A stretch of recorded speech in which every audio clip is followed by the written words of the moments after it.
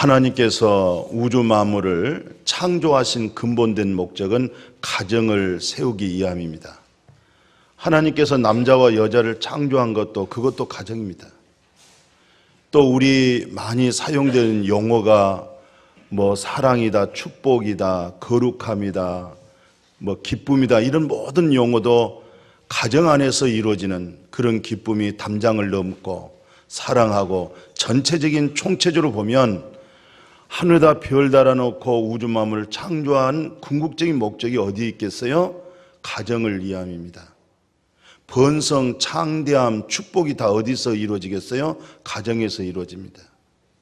그래서 또 하나님께서 아담과 하와에게 가정을 만드시고 어디다가 장소에 두셨어요? 에덴 동산에다가 또 두셨습니다. 또 아브라함을 불러낼 때 축복도 마찬가지예요. 너는 너의 본토 친척 아비집을 떠나 내게 지시할 땅으로 가라 하고 거기서 나라를 주고 국가를 준다는 말이 어디예요? 나라와 국가는 가정에서 이루어지는 거예요. 우리가 왜 기도 중에서 좋은 대통령을 뽑아야 되고 국정을 운영하는 좋은 일꾼들을 왜 선택을 하는데 고민하고 기도해서 뽑아야 되겠어요? 가정입니다. 왜 전쟁이 두려울까요? 가정이 무너져 버립니다. 가정 무너지면 국가가 없어요. 나라가 없는 거예요. 그래서 하나님은 가정에 대한 초점을 두셨구나. 가정에 복을 주셨구나. 그러니까 가정이 어떤 가정이에요? 임마누엘 가정이 되는 거예요. 하나님이 함께하는 가정이 되는 거예요. 그래서 오늘 여호수아의 이 말씀은 굉장히 중요해요. 왜 중요하냐면 여호수아는 예굽에서 수십 년을 살아봤어요. 예굽에서 20세 이상 나이가 60만 명인데 여호수아 나이가 20세 이상이 되었었거든요. 여호수아 나이가 30인지 40인지는 정확하게 어떻든 예굽에서 수십 년 살아왔습니다. 그리고 광야에서 40년을 살았어요.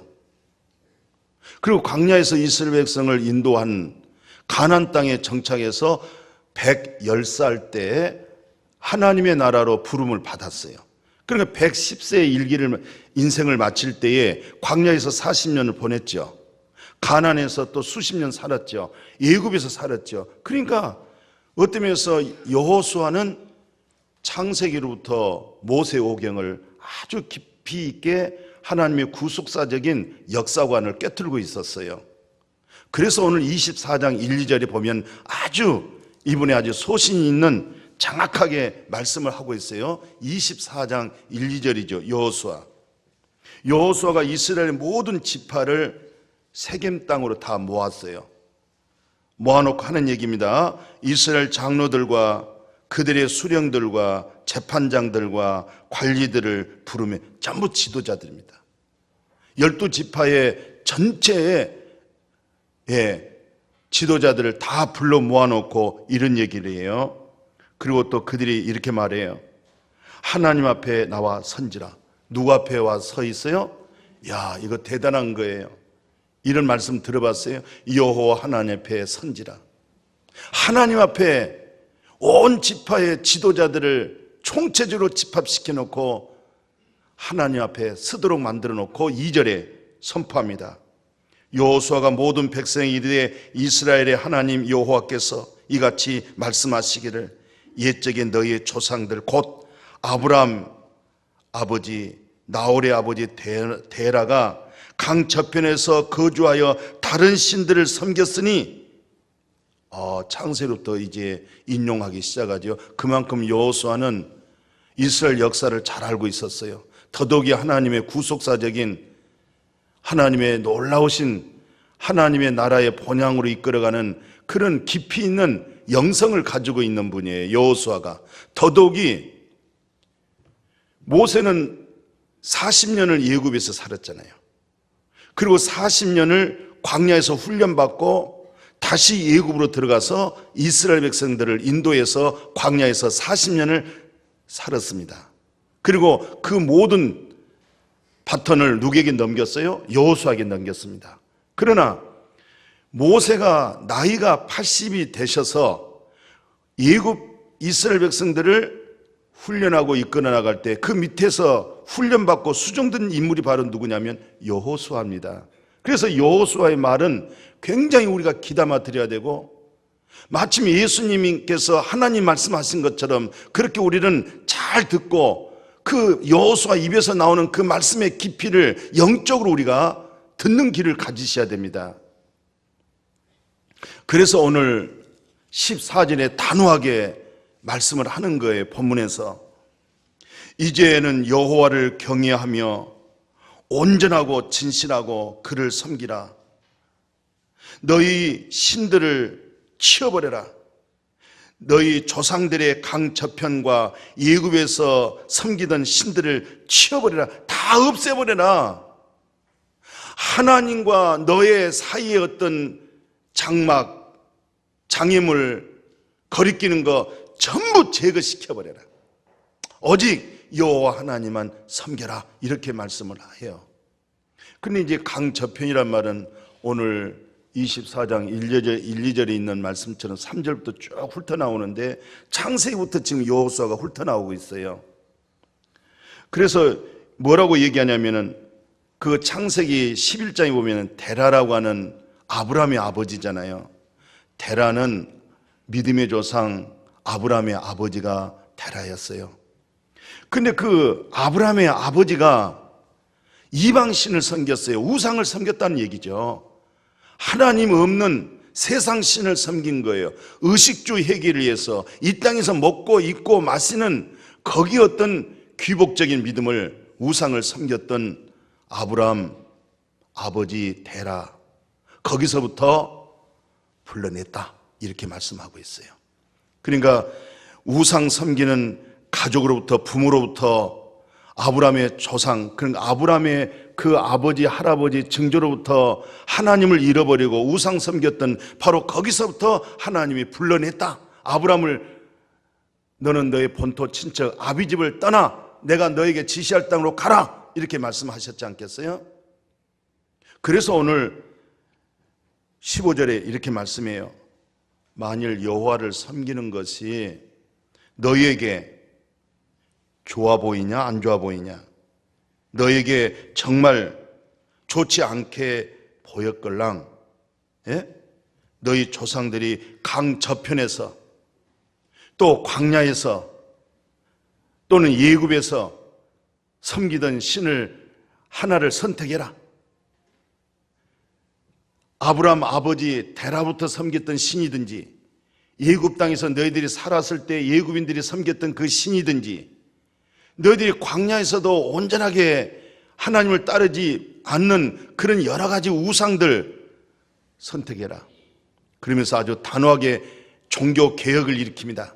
목숨을 걸고 나에게 돌을 던져도 좋다. 너희들이 칼로 나의 목을 따도 좋다. 단지 나는 오직이란 말을 딱 쓰는 거예요. 오직 나와 내 집은 여호와 하나님만 섬기겠다. 오늘 여호수아가 단호하게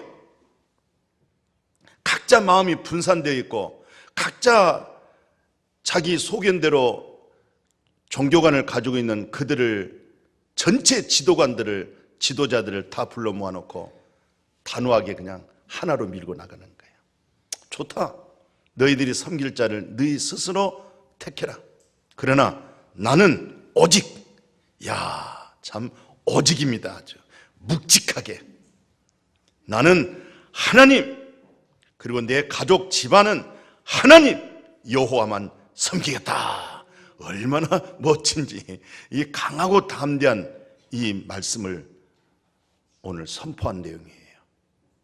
그래서 오늘 이 여호수아는 왜 이 우상을 단호하게 강력하게 버리고 하나님만 섬기게 하냐면은 이스라엘 역사를 너무나 잘 알고 있잖아요. 아브라함의 역사, 아브라함 이전 역사, 아브라함 역사, 이삭 역사, 야곱 역사 전부 다 알고 있거든요.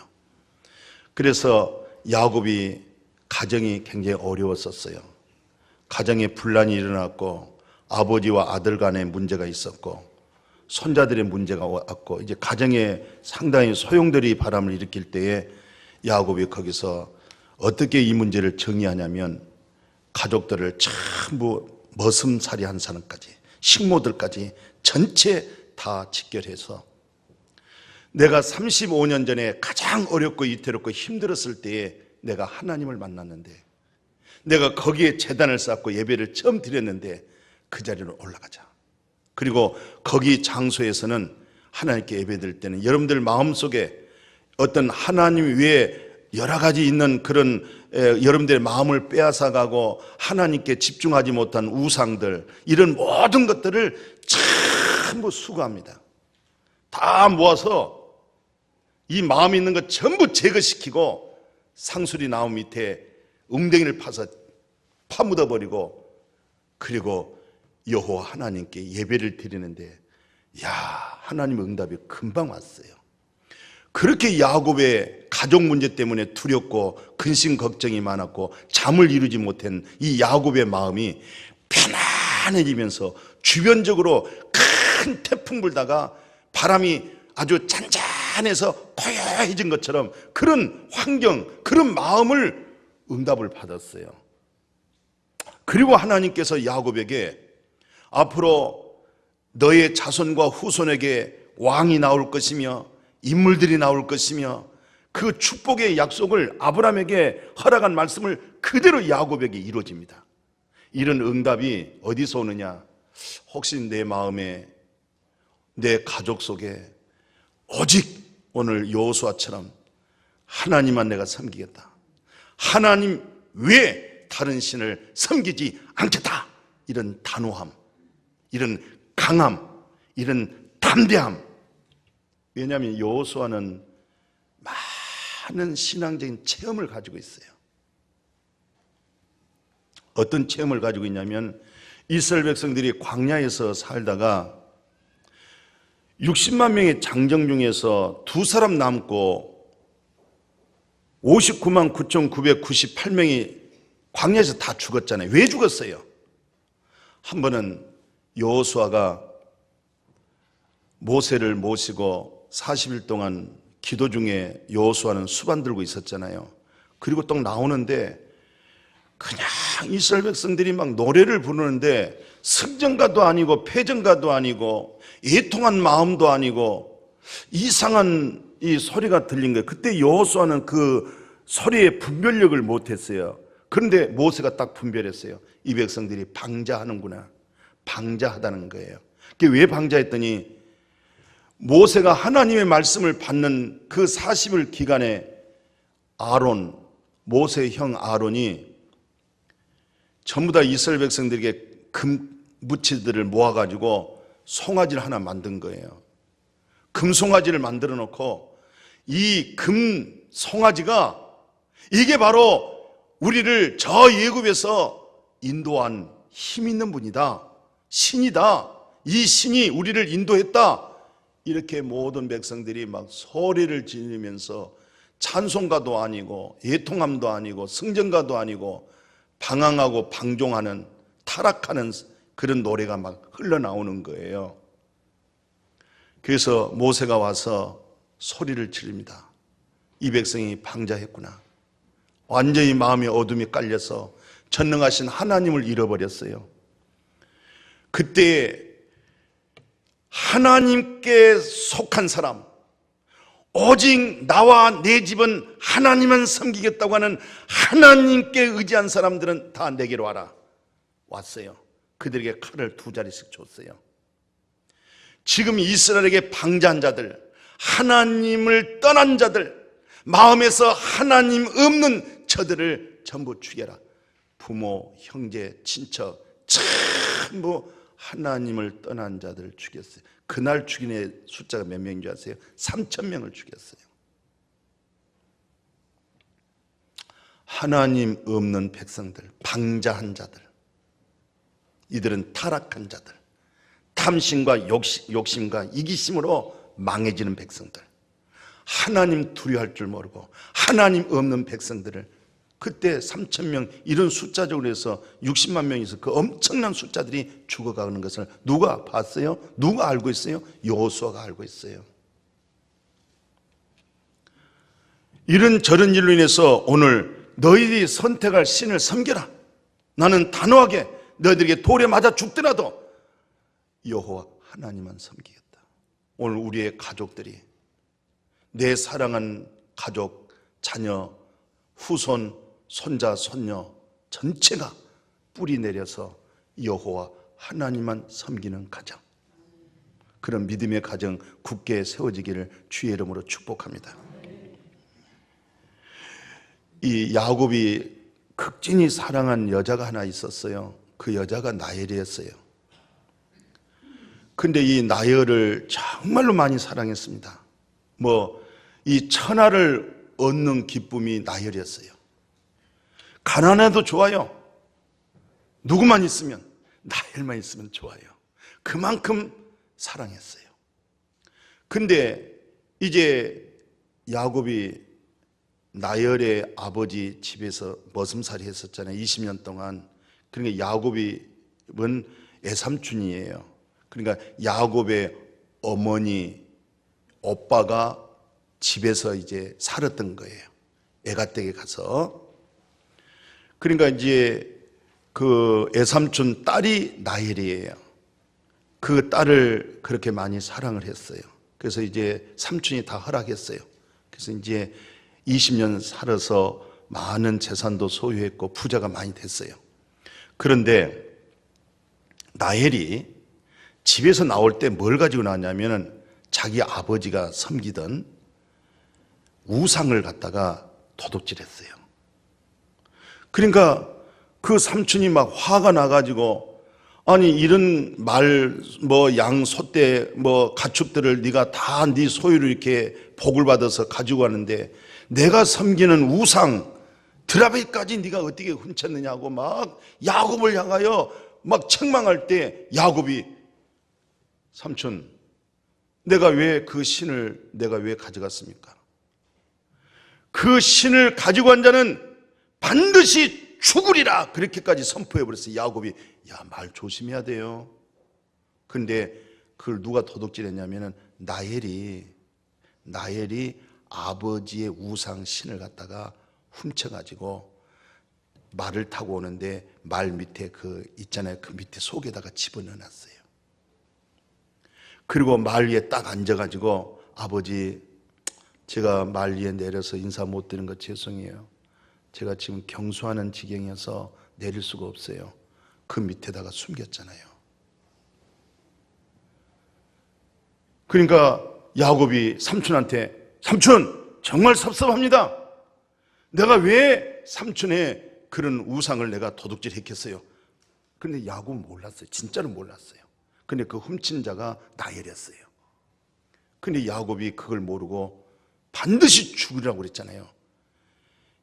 그렇게 사랑한 나엘이 나중에 베냐민 나타가 산에서 길거리에서 죽어버렸어요.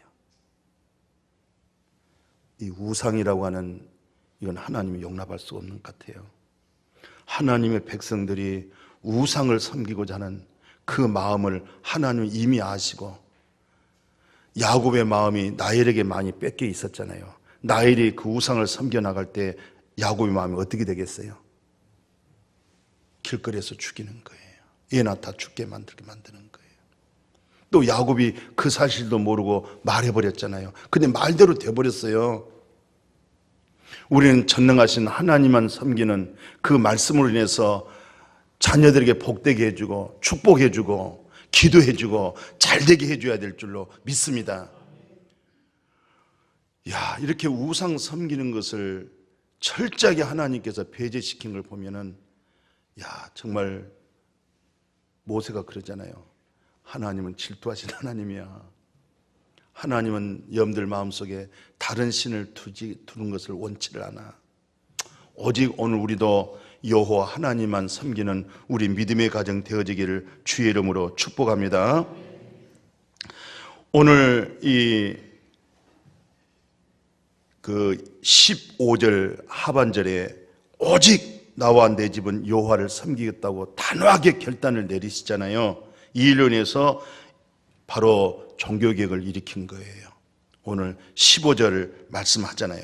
15절에서 단호하게 하는 얘기가, 만일 여호와를 섬기는 것이 너희에게 좋지 않게 보이거든 너희 조상들이 강 저편에 섬기던 신들이든지 또는 너희가 거주하는 땅에 있는 아모리 족속 신들이든지 너희가 섬길 자를 오늘 택해라. 오직 나와 내 집은 여호와 하나님만 섬기겠다. 그리고 또 이런 말을 할 때 여호수아가 하나님을 섬기는 그 믿음이 덕스러웠던 거예요.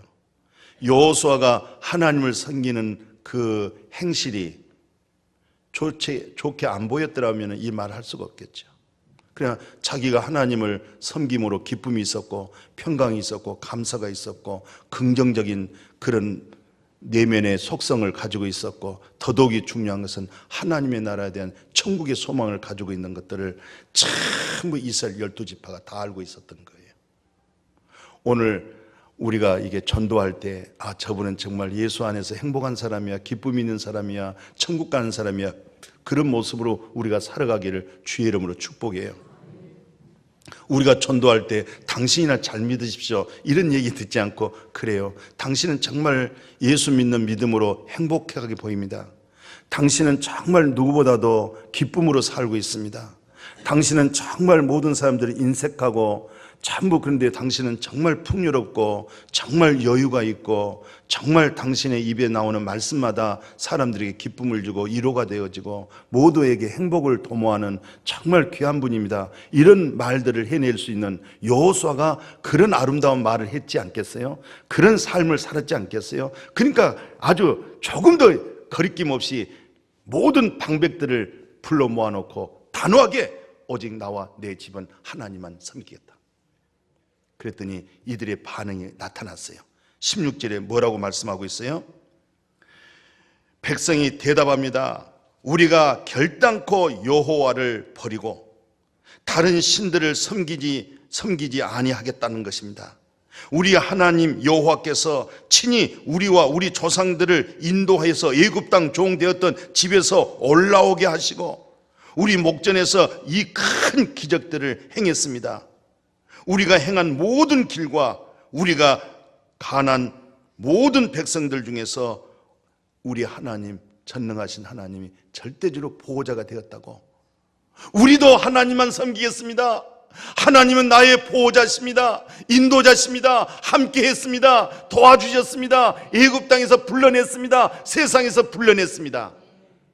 이 세상에 마른 공고한 땅에서 샘물이 솟아나게 만들었습니다. 이런 많은 간증들을 쏟아 부어진 거예요. 지금 이스라엘 백성들이. 오늘 이스라엘 왕 중에서 이 역사가 이제 흘러갔어요. 이제 여호수아 끝나고 이제 쭉 창세기 이제 끝나면서 여호수아 끝나면서 역사서로 이제 흘러가잖아요. 이스라엘이 이제 사울 왕과 그다음에 이제 다윗 왕과 솔로몬 왕으로 되면서 북쪽 이스라엘과 남쪽 유다로 이제 두 나라가 이루어졌어요.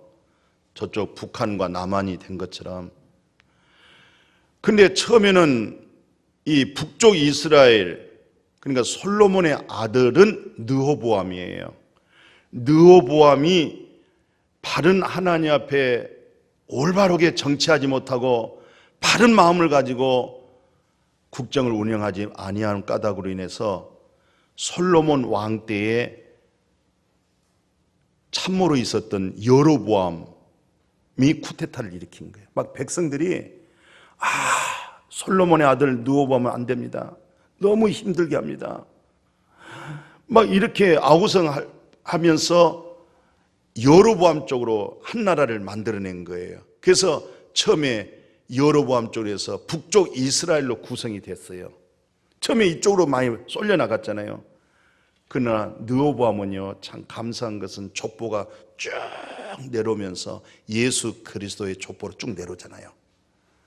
거기서 이 북쪽 이스라엘, 남쪽 유다 전체 총체적인 종교 개혁의 전무후무한 역사가 일으킵니다.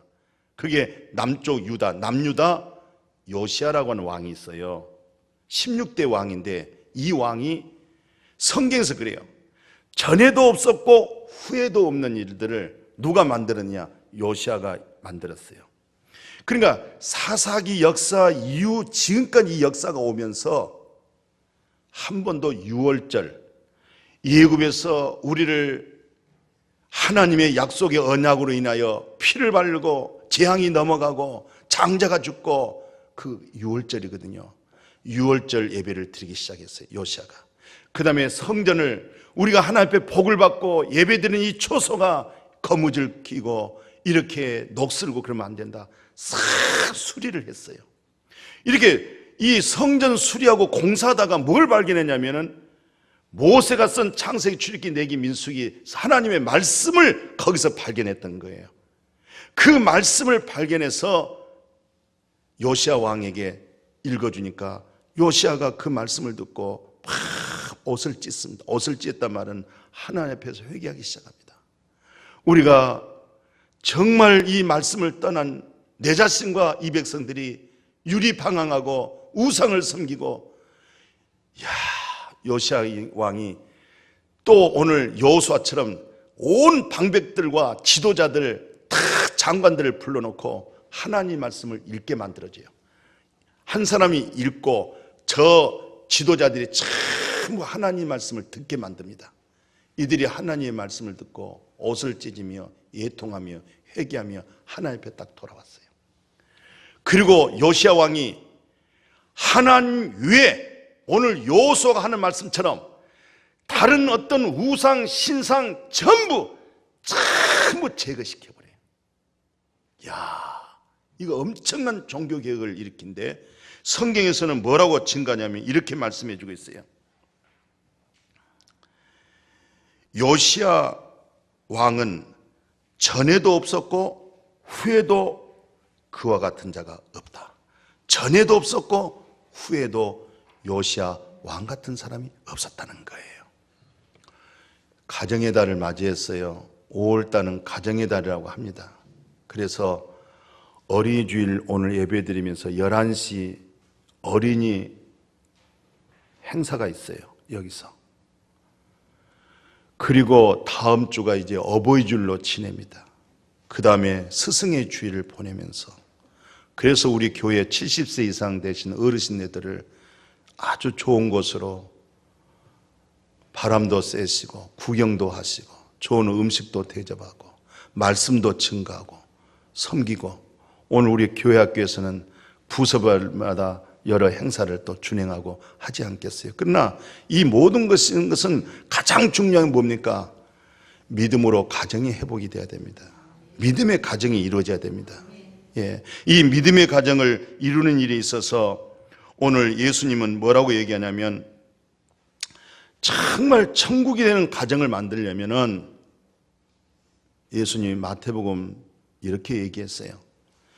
너희들이 정말 어린아이처럼, 어린아이의 마음처럼 돌이키지 않으면은 가장 중요한 것은 먼저 하나님 나라를 근본 못 들어가게 되고, 이렇게 어린아이처럼 내게 오는 자를 금하지 말아라. 하나님 나라는 이들의 것이다. 그렇게 말씀해 주시잖아요. 이 말씀하고 또 중요한 거 하나 있습니다. 한 번은 예수님이 많은 무리들 속에 말씀을 전하고 있는데 예수님의 어머니와 형제들, 동생들이 전부 다 예수님을 찾아왔어요. 방문했잖아요.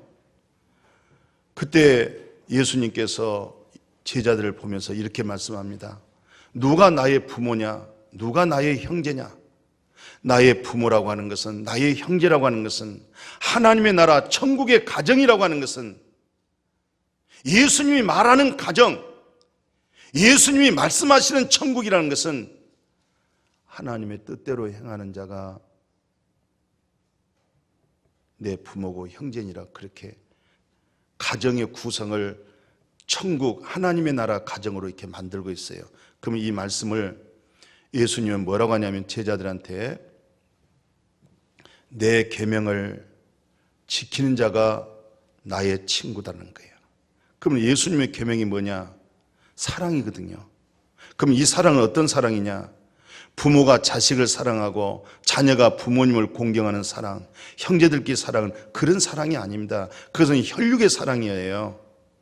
지금 예수님이 말씀하시는 사랑, 또 예수님이 말씀하시는 가정이라고 하는 것, 오직 나와 내 집은 하나님은 섬기겠다고 하는 이념과 종교적인 신념이 아니라, 종교성이 아니라 진정한 기독교에서 말하는 가정이라고 하는 것, 하나님의 나라 가정이라고 하는 것은 뭘 두고 얘기하느냐?